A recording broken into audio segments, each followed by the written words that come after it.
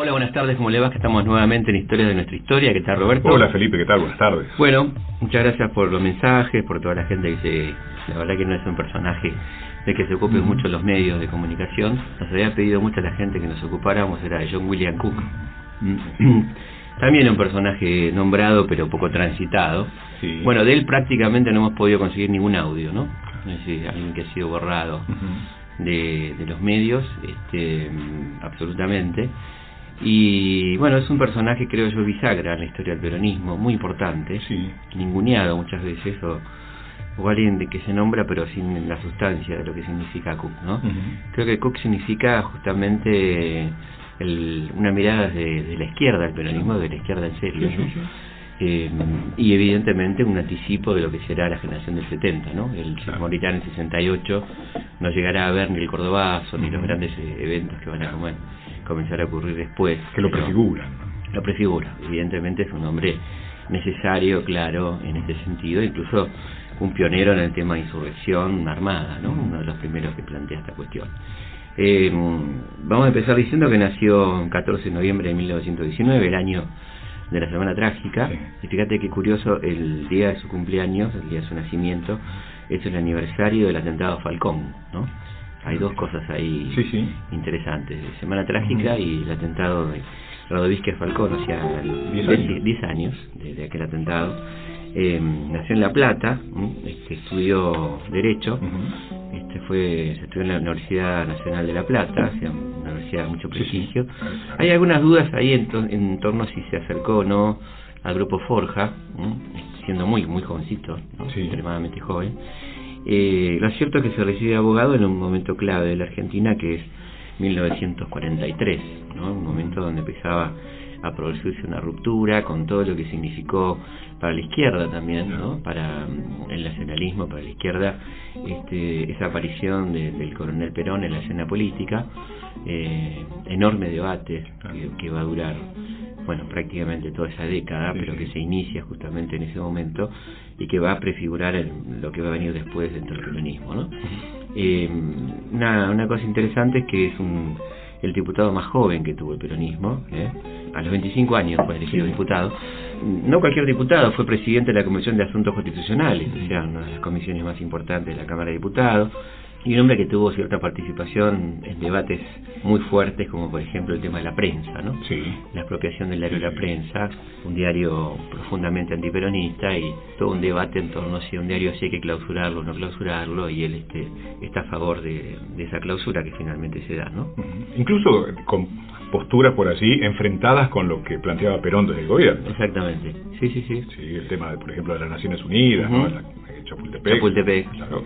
Exactamente. Sí, un hombre que tuvo siempre mucho coraje, ¿no? Para ponerse al frente de sus ideas. Un hombre no muy querido en el peronismo, sobre todo, digamos, a partir de cuando comienza su protagonismo político, digamos, además de esta cuestión de ser diputado joven, y que de alguna manera se dice que tenía cierto vínculo con Evita, ¿no? Ciertas cercanías, no del todo comprobado, digamos, este asunto, pero bueno, se supone, así aparece en algunas películas, también en algunos relatos, ¿no? Son del mismo año, son coetáneos. Claro, exactamente. Yo creo que evidentemente su protagonismo más importante comienza a partir de 1955, ¿no? Con la llamada Revolución Libertadora. Él cae preso a los pocos días de producido el golpe, en octubre, junto con Pepe Rosa, que tenía una especie de archivo del peronismo, y terminan presos los dos. Y se va a dar algo muy interesante con respecto a Cook, que es la única persona a la que Perón va a nombrar su delegado personal, su heredero, digamos, ¿no? Delegados personales tuvo, pero heredero, el único va a ser John William Cook. Es de una familia muy política, su padre dirigente, una familia que venía de la política. En ese hogar crece Cook, bueno, termina siendo el heredero de Perón, que lo dice así en esta carta de 1956. Al doctor John William Cook, Buenos Aires. Por la presente, autorizo al compañero doctor don John William Cook, actualmente preso por cumplir con su deber de peronista, para que asuma mi representación en todo acto o acción política. En este concepto, su decisión será mi decisión y su palabra la mía. En él reconozco al único jefe que tiene mi mandato para presidir a la totalidad de las fuerzas peronistas organizadas en el país y en el extranjero, y sus decisiones tienen el mismo valor que las mías. En caso de fallecimiento, delego en el doctor don John William Cook el mando del movimiento. En Caracas, a 2 días de noviembre de 1956, Juan Perón. Bueno, no pavada, ¿no? No le dejaba tampoco una tarea muy sencilla. No. En un peronismo que ya estaba con sectores divididos, ¿no? Claro. El tema es a quién se lo dejaba. A quién se lo dejaba, exactamente, ¿no? O sea, Perón sabía también. Claro, por eso, no a un blando, digamos, no a un contemporizador. Perón sabía que en ese momento hacía falta luchar, digamos, y se lo deja en manos de un hombre combativo, un hombre que va a plantar formalmente y frontalmente la lucha con la dictadura desde la cárcel, digamos. La pasa muy mal en la cárcel, lo trasladan a Ushuaia, lo vuelven a mandar a Devoto, después lo vuelven a mandar a Ushuaia y finalmente a Río Gallegos, de donde se fuga, como nos contó con lujo de detalle Jorge Antonio, junto a Cámpora, Jorge Antonio, Espejo, ¿no? Kelly estaba también. Kelly, Guillermo Patricio Kelly. Una cosa media de novela, ¿no? Así, esta fuga de Río Gallegos, donde, bueno, se escapan hacia Chile y donde hay una demora del vehículo que les tiene que venir a buscar. Y Jorge Antonio contaba que Cámpora le dijo lo dejamos por otro día. Ya estaban afuera con los fierros, con todo. Bueno, no era momento, ¿no? Se fugaron a Chile y ahí evidentemente comienza otra etapa donde, bueno, aparecen diferencias dentro del peronismo. Cook está planteando ya un corrimiento a la izquierda, una cosa mucho más crítica, más dura. Sí. Aparecen algunos dirigentes muy importantes que se vinculan con Cook, como Di Pasquale, como Rearte, como Borro, y también dirigentes del otro palo, digamos, como Bandor, por ejemplo, ¿no? Ya se va abriendo el peronismo en esos dos sectores o Framini también del lado combativo, ¿no? Es decir, del sector combativo y por otro lado del sector que podemos denominar, como bien lo denominaba el propio Cook, la burocracia, ¿no? Ahora, había Perón para los dos, digamos, para citar de un lado y del otro. Había Perón para los dos, siempre habrá Perón para los dos, durante todo el exilio de Perón habrá Perón para ambas, y clases de Perón para ambos, sin ninguna duda. Creo que un momento muy importante es el momento de Frondizi, ¿no? Es decir, cómo plantear la lucha en ese momento, y esto es lo que decía Cook en torno a por un lado, probar de apoyar a Frondizi y por otro lado intentar la insurrección popular al mismo tiempo, ¿no? Porque hay un hecho muy importante en el medio después de la fuga que tiene que ver con un hecho político en Argentina, que son las elecciones a constituyentes de 1957, ¿no? Cuando Perón ordena votar en blanco, Cook dice que no se sabe si se va a llegar a concientizar al movimiento. Se produce lo que Cook llama una victoria parcial, pero yo creo que es muy importante porque pensemos que hay 2 millones de votos en blanco frente a 1.800.000 y pico votos afirmativos por la fórmula ganadora que es la de la UCRI dentro de la Asamblea Constituyente, lo cual lleva una lectura política inequívoca. El peronismo mantiene la mayoría, ¿no? Aún con miedo, proscripción, decía, ir a votar en esas condiciones con el 41-61, ¿no? Todas esas cosas que estaban dando vuelta. Sí, él lo va a decir años después en Peronismo y Revolución, cuando decía que el peronismo no era un grupo de papanatas encandilado por Perón desde el aparato estatal. Claro. Eso es lo que vos demostrás con esta cifra. Exactamente, y evidentemente ahí es donde Frondizi, que tenía la conducción partidaria, dice, bueno, acá evidentemente hay que llegar a algún tipo de acuerdo con el peronismo porque sigue siendo la mayoría, va a ser imposible gobernar sin el peronismo, y por eso se propone el pacto con Perón, en el cual Cook va a tener muchísimo que ver, ¿no? Y esto decía Cook sobre la coyuntura de 1958.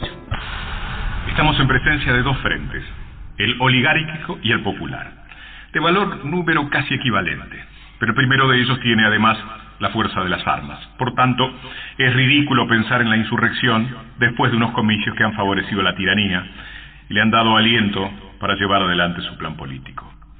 Cerrado el camino insurreccional inmediato, no podemos pensar en mantener la unidad mediante un nuevo voto en blanco que dé el triunfo a la tiranía. Hay que buscar una solución de tipo político. Todavía no hemos alcanzado una conciencia insurreccional que haya aprendido en el movimiento como única salida, ni el grado de descomposición de nuestros enemigos indica que su capacidad de resistencia y de lucha se haya rebajado de una manera sustancial. Bien.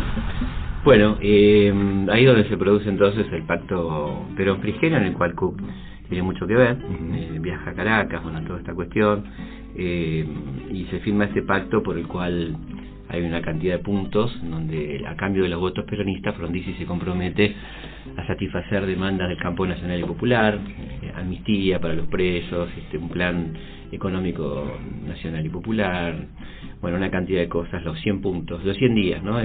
Para descentrarlo en 100 días de cumplimiento, cosa que no se va a dar, y ahí comienza entonces otra etapa del enfrentamiento entre el peronismo y el frondicismo, el desarrollismo en aquel momento, ¿no? También es en ese momento cuando John William Cook viaja a Cuba, ¿no? Que es un momento de descubrimiento de esa revolución, en los albores de esa revolución, el momento más romántico probablemente. Lo trata al Che, lo trata a Fidel, va a participar en varias reuniones, va a ser luego delegado de la OLA, ¿no? Esta organización de la liberación que de alguna manera reúne a los grupos que estaban luchando por la liberación en todo el mundo, la tricontinental, ¿no es cierto? Va a estar en Playa Girón también, ahí como miliciano. Exactamente, le va a tocar en suerte participar de la defensa de Cuba, en el ataque norteamericano de los mercenarios norteamericanos y cubanos a Playa Girón. Hay unas lindas fotos en ese sentido, junto a su compañera Alicia Guren. Así que evidentemente el paso por Cuba dejó una huella muy importante, y ya Cook empieza a hablar del marxismo, empieza a hablar de una interpretación del peronismo del marxismo, ¿no? Una radicalización, e incluso en el medio está, obviamente influido por la revolución cubana, el intento de los uturuncos, ¿no? Que evidentemente tiene un impulso político dado por Cook, ¿no? A este intento de guerrilla rural, en el norte argentino, los uturuncos, los hombres tigre, una larga tradición de las luchas populares argentinas, y que se entronca con cierta, ¿cómo decir?, leyenda popular argentina. Seguro. Con Alicia Guren como participante, ¿no? Digamos, también como, no solamente como la mujer de... Claro, exactamente, como activa luchadora.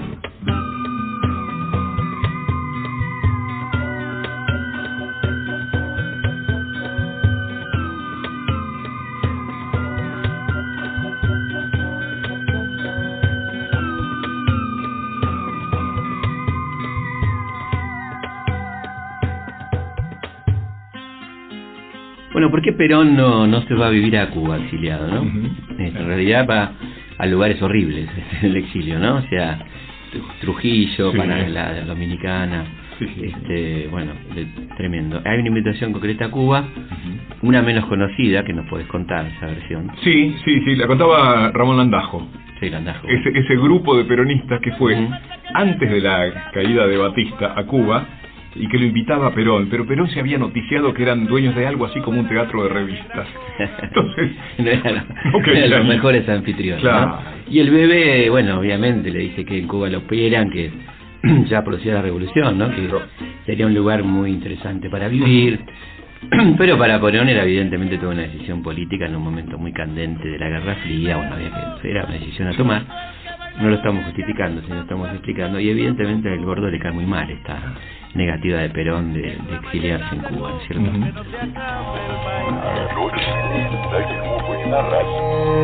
La radio pública tiene historia. Te la cuenta Felipe Piña. Bueno, vos nombrabas Chapultepec, ¿no? Vamos a escuchar esto de la linda película que hemos producido con Caras y Caretas, Alicia y John. Vamos a escuchar el discurso parlamentario de Chapultepec. ¿Alguien cree que por la simple existencia del acta de Chapultepec algún país rectificará conductas del pasado cercano resultando lesivas para la soberanía de los países de América? Yo creo que no. Señor presidente, para mí estas actas cumplen una misión útil o reafirman lo que ya es un hecho.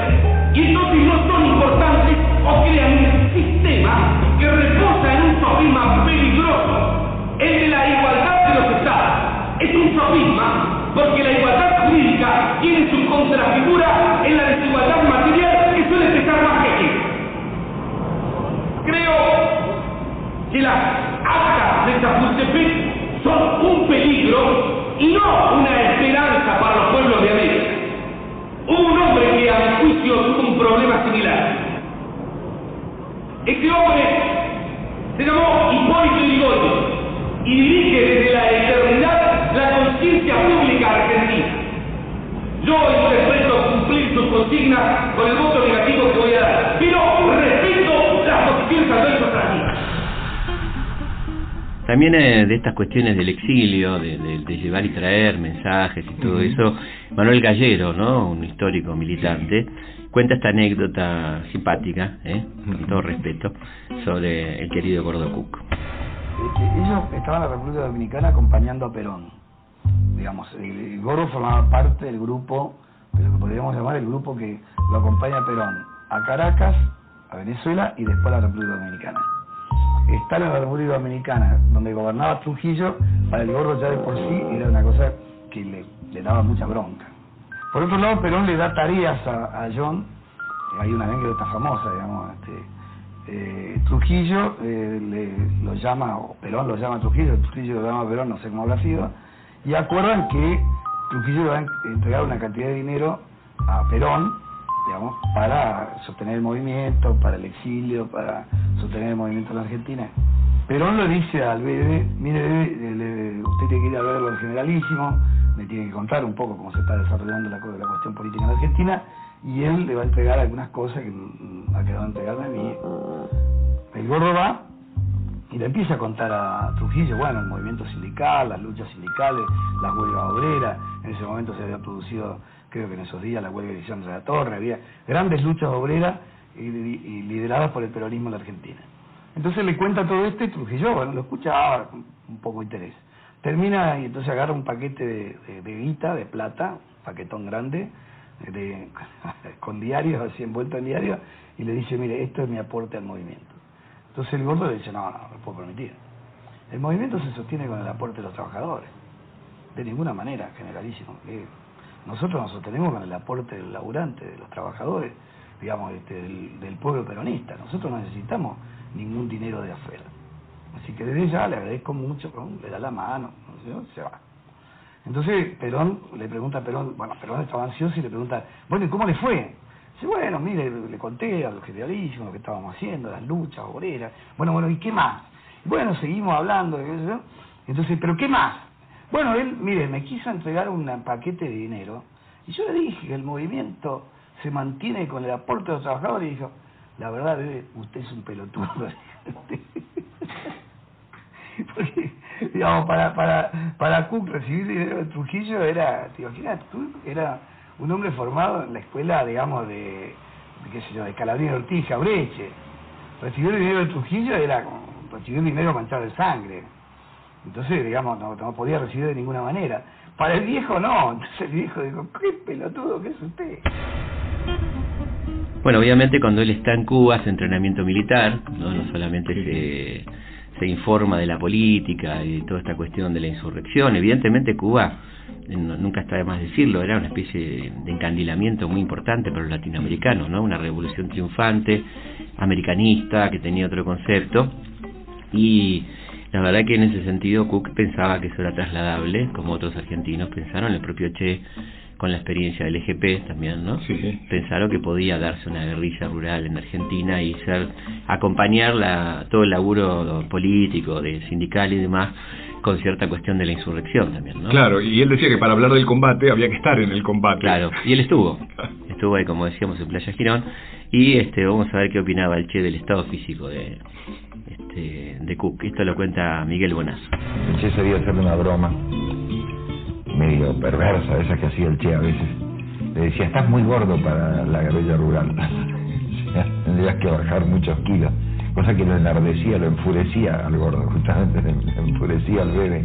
Si vos estás para la urbana, tenés que hacer guerrilla urbana, no puedes hacer guerrilla rural. Bueno, también una persona que compartió ahí cárcel, que lo conoció al Gordo estando en Cana, era Antonio Cafiero. Vamos a ver qué dice del Gordo Cook, Antonio Cafiero. Perón vio en Cook el hijo que no pudo tener. Vio en ese muchacho los jóvenes que él quería asociar a su proyecto político.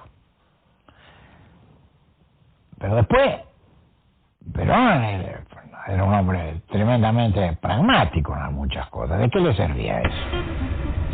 Decíamos esto de que hay como como leyendas o por lo menos cuestiones que se suponen, no del todo confirmadas, en torno a la relación de Evita y Cook, ¿no? Y hay una parte muy linda en la película de Sanso, con guión de José Pablo Feynman, de un diálogo que se da entre Cook y Evita. Tiene razón a Paul, sos más comunista que Stalin vos. Soy peronista, señora, pero no todos los peronistas somos iguales. Su amigo Apol y yo, por ejemplo, tenemos poco en común. Te lo agradezco. Nadie lo hubiera dicho mejor que vos. Che, no me pediste permiso para empezar. Tampoco le pedí permiso para decir todo lo que dije en el Congreso. No, bueno, pero eso fue algo que te pedí yo. Pero no me dictó las palabras, señora. Yo elegí los conceptos, el tono. Además, no creo que sea bueno pedirle todo el tiempo permiso a los que mandan. Ni siquiera a alguien como usted, a quien yo respeto tanto. Tenés una idea rara del respeto vos, ¿eh? A veces lo identifico con la desobediencia, nunca con la sumisión. Te va a ir muy mal en el peronismo entonces. Es un movimiento de chupamedias alcahuetes, si querés que te diga. Yo tengo mucho que ver con eso. A mí me revienta que no piensen como yo. ¿No tendrán razón los Contreras, che? ¿No seré una dictadora? Nuestros enemigos se llenan la boca con la palabra democracia. Pero creo que si nos derrocaran, no van a ser muy democráticos con nosotros. Señora, Apol y yo coincidimos en querer cerrar el diario La Prensa. Pero él lo quiso hacer porque quiere que el peronismo sea una dictadura. Yo quiero que el peronismo sea una revolución.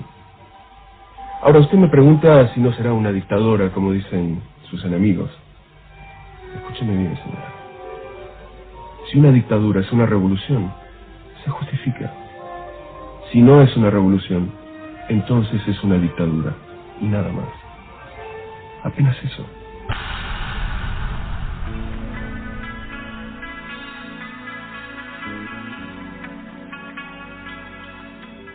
Creo que las actas de Chapultepec son un peligro y no una esperanza para los pueblos de América.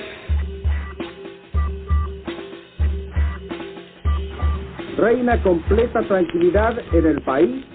Las guarniciones del norte, oeste, sur del país han ratificado su total y absoluta lealtad a la Constitución y a las autoridades legítimamente constituidas. Y cuando uno de los nuestros caiga, caerán 5 de los demás. Alicia. Vengo a ponerme a su disposición. No se ha empezado una lucha para darla por terminada en pocas horas.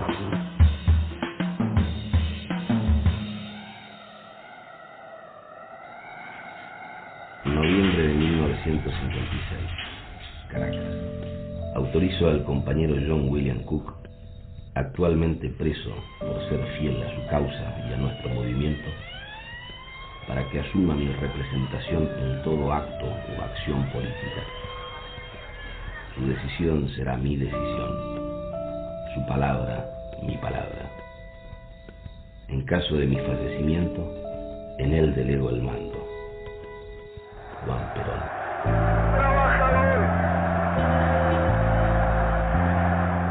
Mi querido jefe, el comandante Fidel Castro lo invita a que visite Cuba, por el tiempo y las condiciones que usted desee.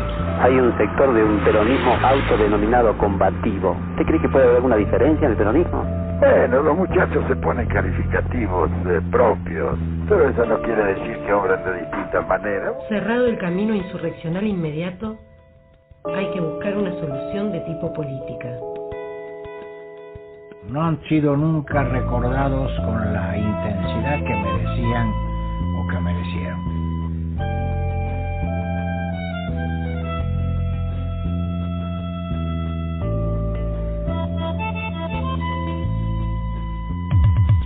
La herencia común de un pueblo es su historia. Seguimos hablando de Cook porque nos corre la policía. ¿no? Viene... Y no tenemos dónde escondernos. No, la verdad que no hay nada, no hay refugio. Vamos a leer algunas frases del gordo Cook, ¿no? Sí. Un personaje muy querible, sin duda. Muerto muy jovencito. Sí, Bueno, empezó tan joven, ¿no? Su vida política. No llegó a vivir 50 años. Exactamente, ¿no? Y él decía, por ejemplo, esta frase que es tan interesante, ¿no? En un país colonial las oligarquías son las dueñas de los diccionarios. Sí. Muy en la línea de don Arturo, ¿no? Esta cuestión de qué importante es ser dueño del diccionario, ¿no? Porque claro, ahí está la calificación, cómo se nombran las cosas. Somos lenguaje. Totalmente. O sea, que el dueño del diccionario es el dueño del relato. Como totalmente. La oligarquía se inventa un enemigo comunista para aplastarnos a nosotros que somos el enemigo real. Esto sobre todo cobraba sentido en 1966 con la ley anticomunista de Onganía, ¿no? Que era todo opositor al que llamaban comunista. Claro. Entonces claro. Él decía, bueno, nos llaman comunistas, nosotros no somos comunistas, pero igual nos pegan. En la duda, claro, pero el peronismo había pasado de ser fascista y nazi a ser comunista. Hacer el puente de la subversión, como se decía, ¿no? Claro. Esta también es muy linda, mirá. Las masas latinoamericanas no pueden hacer causa común con los verdugos, porque ellas también están en la lista de las víctimas. Importantísimo, ¿no? Claro, yo te cuento una que muy presente. Tremendo, que en los 60 a mí particularmente me pegó en la cabeza, creo que la aprendí para siempre, aquella de que según la cual algunos dirigentes piensan que la suma de tácticas desplegada en el tiempo les da una estrategia. Vamos a decirla despacito porque está buenísima, ¿no? Algunos dirigentes piensan que la suma de tácticas desplegadas en el tiempo les da una estrategia. Sí, da para pensar muchísimo. Yo creo que me quedé años dando vueltas. Está excelente y se puede aplicar a tantos momentos de nuestra historia, ¿no? El mundo occidental y cristiano no es una cruzada de ideas, sino una realidad económica, política e histórica. Creo que está muy bueno. Después hay una cosa muy linda que publicó, sumamente interesante, que publicó La Extraordinaria, porque no hay otra forma de calificar, revista Crisis, extraordinaria revista, que bueno, salió 3 años, ¿no? Entre el 73 y el 76, por razones obvias. El último número fue mayo del 76, clausurada por los militares, por supuesto, por el golpe cívico-militar, y ahí rescataban artículos que publicó el Bebe Cook, llamaban el Bebe justamente por su juventud, ¿no? El diario La Época, que era el diario peronista por excelencia, en 1950, hablando del revisionismo, ¿no? Y tiene algunos conceptos, a nosotros que tenemos un programa de historia, que me parece muy interesante de releer, ¿no? Destruir las falsedades de la historia oficial, con el fin de hacer justicia distributiva con los actores del drama argentino, sería obra en sí muy loable. Peggy nos recuerda que una injusticia compartida, aún con la simple complicidad del silencio, puede envilecer a toda una comunidad. Por eso afirmamos que no puede haber una total independencia sin una liberación intelectual que complete la liberación política y económica. Lo que hasta ahora se ha enseñado como historia es una maliciosa tergiversación de hechos reales, escrita por el grupo triunfante después de Caseros, esa fecha infausta de nuestra cronología histórica, y responde a determinados y espurios intereses económicos, políticos y conceptuales. Bueno, muy interesante, ¿no? Todas estas cosas que dice el Bebe sobre la cuestión de la historia. Fíjate que, perdón, sí. Porque rompe con aquel nacionalismo oligárquico, prorrosista. Prorrosista, patriarcal. Claro. ¿no? Fíjate lo que dice acá, interesante. Lo primero que se esgrime como argumento contra el estudio serio y objetivo de nuestra historia es que se trata de un movimiento de destrucción de valores consagrados. No interesa si bien o mal. Se nos quiere presentar como un grupo de personas que, por razones inexplicables, se dedican a la persecución despiadada de la memoria de hombres considerados próceres. Se nos exhibe, en síntesis, como meros destructores de estatuas, llevados por un dudoso concepto de justicia póstuma. Estos argumentos, débiles como son, suelen prender con alguna facilidad en la tilinguería de quienes creen que el resultado de nuestra prédica sería un país sin historia y sin próceres. Piensan que en el mejor de los casos, nuestra patria sería como la victoria de Samotracia, un hermoso cuerpo sin cabeza. Está en el Louvre, ¿no? Apenas entras la tenés, la victoria de Samotracia. Bueno, creo que pegada en el blanco, ¿no? Estas desconsideraciones, decir que el revisionismo viene a destruir, ¿no? Todo eso tan viejo que ya conocemos tanto. Incluso contra los propios revisionistas, porque él demuestra que hay un nacionalismo que puede ser revolucionario. Absolutamente. También recordaba cosas históricas, ¿no? Frases históricas del unitarismo. Decía, por ejemplo, en la Constitución del 26, al negarle el voto al criado a sueldo, el peón jornalero, al soldado de línea, es decir, a los criollos se entrega al gobierno la 20ª parte de los habitantes. Lo que vos contabas de Rivadavia. Claro, el famoso debate con Dorrego, ¿no? Decía, ponía la suerte del país en manos de la minoría capitalista y mercantil. ¿Quién podrá hacer que el pobre sea igual al rico?, decían, ¿no? Siempre se presume que el rico, o el hombre de bien, tiene en la sociedad más interés en que se conserve el orden que el pobre. Bueno, esto es una cosa muy cierta. La parte sana de la población, decía cuando nosotros... Manuel Antonio Castro, que era una mano derecha de Rivadavia, ¿no? Claro. Y Echeverría decía algo tremendo, decía, lo diremos francamente, el vicio radical del sistema unitario, el que minó por el crecimiento de su edificio social, fue esa ley de elecciones, el sufragio universal. O sea, le critica a Rivadavia al tipo lo mismo que tenía progresista, ¿no? Claro. Una cosa realmente impresionante. ¿Sabés que también lo de Cook me pareció interesante, el rescate que hace de Moreno, que para la época era todo un tema? Digamos. Bueno, tiene que ver con este posicionamiento un poco corrido a la izquierda, ¿no? Que va a tener Cook, y ese desparpajo en algún sentido de hablar, claro, de poder plantear el concepto de marxismo, ¿no? Cosa que parecía algo irreverente completamente, ¿no? Había cuenta de algunos marxistas de acá, ¿no? Ya se les ve armados de piedras, de palos, de machetes, en un lado y otro cada día, ocupando las tierras, afincando sus garfios en las tierras que le pertenecen y defendiéndola con su vida.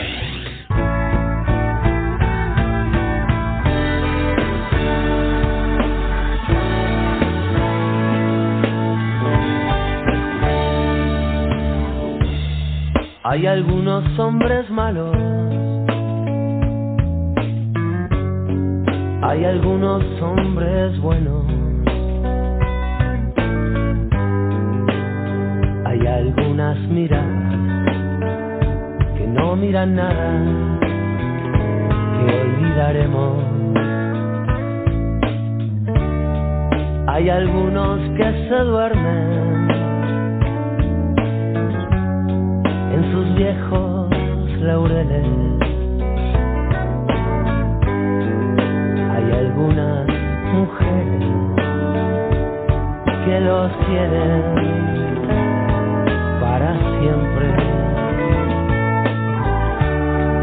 En el fondo de mi casa tengo un árbol de la vida. Regaré con saliva las raíces escondidas. Algunos hombres apenas si nacieron.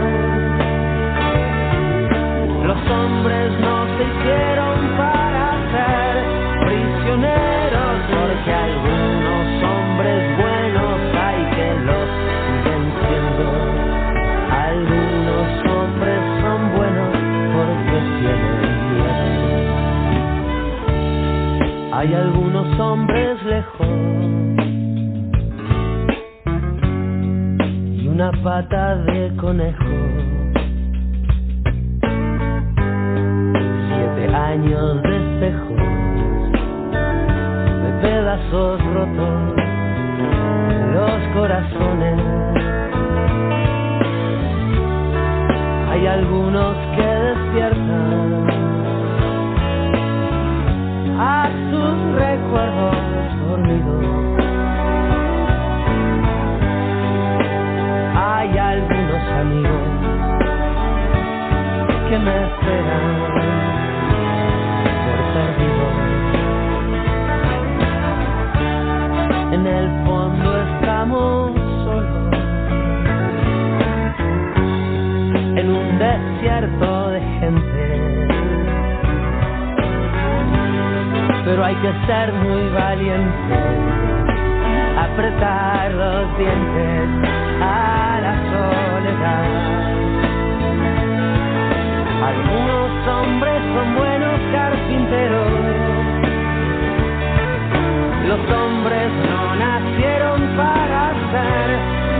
prisioneros porque algunos hombres buenos hay que los siguen siendo.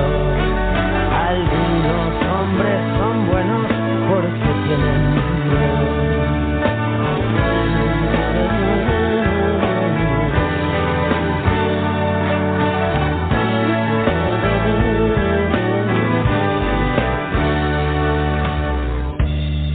Hay algunos hombres buenos, algunos hombres menos. Hay algunas palabras que nunca diremos, que olvidaremos. Es monedas en la fuente, mucha gente indiferente, mucha uña y mucho diente, permanente, para siempre. Johnny tiene una pistola, ya dejó la Coca-Cola. Hombres buenos y pocas mujeres solas. Algunos hombres son buenos carpinteros.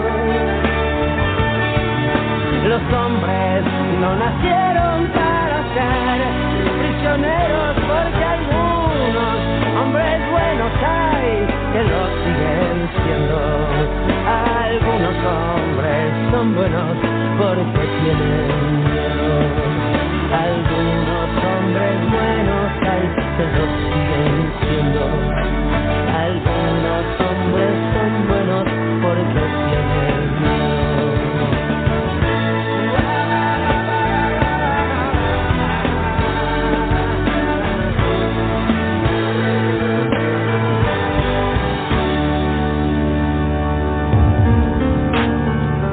La historia no es de quien la escribe, es de su pueblo. Historias de nuestra historia. Bueno, el recientemente desaparecido Eduardo Luis Duhalde, ¿no? Un gran pensador, un hombre que tuvo tanto que ver con Ortega Peña y la defensa de presos políticos, y libros revisionistas como la Baring Brothers, por ejemplo, Felipe Varela, bueno, todos esos libros tan interesantes. Habla de Cook, ¿no? Nos habla de esta relación tan particular entre Perón y Cook, que está expresada en esos dos tomos tan interesantes de la correspondencia Perón-Cook, donde evidentemente uno va viendo como Perón oscila un poquito ahí, ¿no? Entre darle bola, entre darle manija, de frenarlo, en esa cosa que tenía Perón. Pero tenerlo siempre. Sí, nunca abandonar, claro, sabiendo que tenía un jugador que no podía soltar del todo y que le resultaba absolutamente interesante. Vamos a ver qué decía entonces Eduardo Luis Duhalde sobre Perón y Cook. En todo caso, los dos pensaban que el otro era incorregible. Bueno, Cook va a ser entonces un personaje de contrapeso muy interesante y una lectura distinta al peronismo que va a arrastrar, creo yo, a mucha gente a replantearse el peronismo de la izquierda, ¿no? Creo que en ese sentido decíamos al principio del programa una bisagra, un hombre que no deja de lado en absoluto lo insurreccional, que cree que el peronismo puede tener su momento insurreccional y que eso se va acentuando en la medida que se va dando la proscripción del peronismo. Él insiste con esto, ¿no? Y como decíamos antes, no lo va a poder ver concretado, pero participa muy activamente en esa conexión entre el sector insurreccional con algunos líderes sindicales combativos. Participa muy activamente el tema de Lisandro de la Torre, ¿no? La toma del frigorífico, donde se va constituyendo una especie de dirigencia que se va distinguiendo claramente de la conducción de la CGT, que va a ser bandorista, ¿no es cierto? Habíamos nombrado a Di Pasquale, a Borro, a toda esta playa de dirigentes populares comprometidos. Jóvenes también. Jóvenes y perseguidos, por supuesto, ¿no? Claro. Absolutamente perseguidos.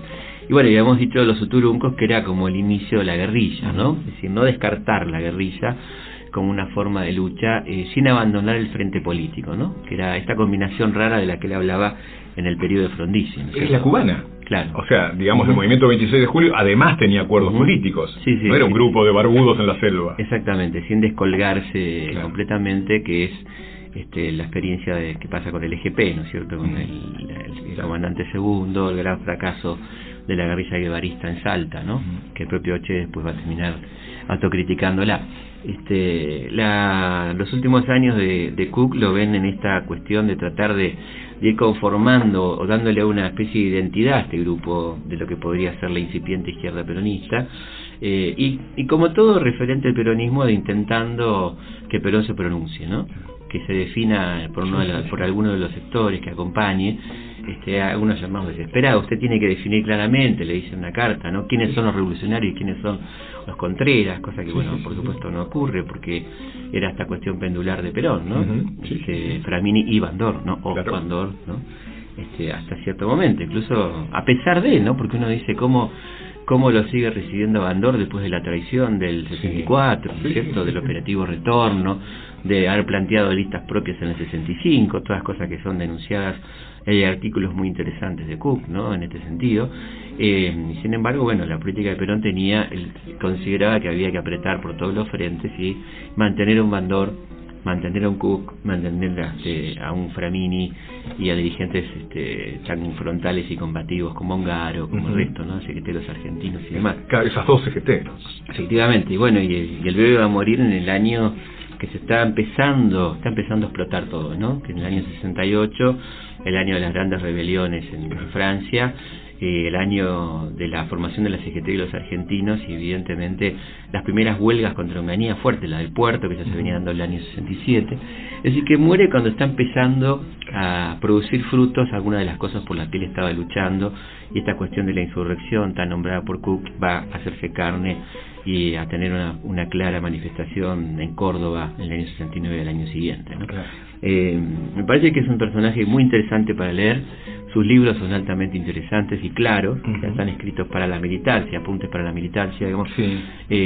Una visión del peronismo que hoy creo que resulta muy interesante en épocas de debate sobre qué es el peronismo, qué rescatar del peronismo, qué criticar del peronismo, ¿no? Y en el caso de Cook, hecho desde la praxis, no desde el escritorio, por ahí, no ha hecho, porque yo te escuchaba con atención cuando planteabas lo de Cuba, o sea, cuando él hace el análisis de Cuba, lo hace en Cuba, participando en la realidad cubana. Totalmente. Además hay una cosa que no se nos tiene que escapar. Mucha gente que escribió sobre el peronismo en los 60 era gente que no tenía nada que ver con el peronismo. Él fue diputado, lo conoció a Perón, la conoció a Evita, conoció la praxis del peronismo de primera mano, o sea que tiene un valor muy importante lo que tiene para decir Cook en torno al peronismo y el planteo de renovación de ese peronismo, que se va a ver expresado de alguna manera en las diferentes corrientes de la tendencia. Algunos creen que es más cercano a lo que fue el PB o a cierta forma de ver el peronismo que a lo que fue luego la tendencia. Otros dicen que en realidad la tendencia refleja muy bien lo que fue Cook. Bueno, es un tema de debate, pero evidentemente el que abrió y el pues se puede decir sin ninguna duda el padre de la izquierda peronista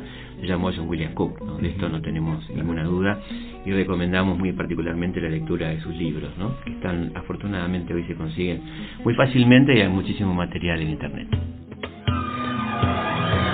Los imperialistas combaten a Perón porque temen al justicialismo, pero esta vez se equivocan. El justicialismo no es un hombre, es una doctrina. Bueno, les recomendamos por supuesto la película que produjimos en Caras y Caretas con Carlitos Castro, Alicia y John, un extraordinario Portalupi, ¿no? Está increíble, la verdad que lo ves y es el gordo Cook. Una película muy interesante, la verdad, sobre la vida de John William Cook y Alicia Guren, que da para un programa, ¿no? Alicia lo sobrevive al gordo, bueno, tendrá una intensa militancia y luego será una desaparecida, ¿no es cierto? Una gran luchadora, un verdadero soldado de la revolución, podemos decir literalmente. 26 de enero del 77 fue secuestrada. Exactamente. Alojada en la ESMA, torturada y después arrojada. Sí, aparte era una mujer muy buscada justamente por ser la compañía del bebé y por toda su trayectoria personal, no solamente por ser la compañía del bebé Cook, sino porque había hecho Alicia Guren por la revolución, como se decía entonces. Triunfos, derrotas, alegrías, tristezas, historias de nuestra historia. Bueno, hasta acá hemos llegado, se nos pasó volando el programa, la verdad que queda muchísimo material. Como siempre decimos, no es que seamos incompletos, que nos falten cosas, sino que nos vamos entusiasmando.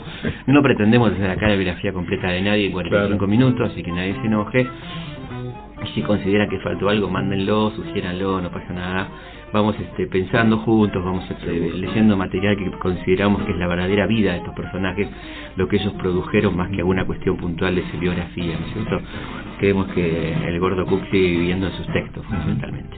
Hasta el próximo domingo. Historias de nuestra historia. Conducción Felipe Piña.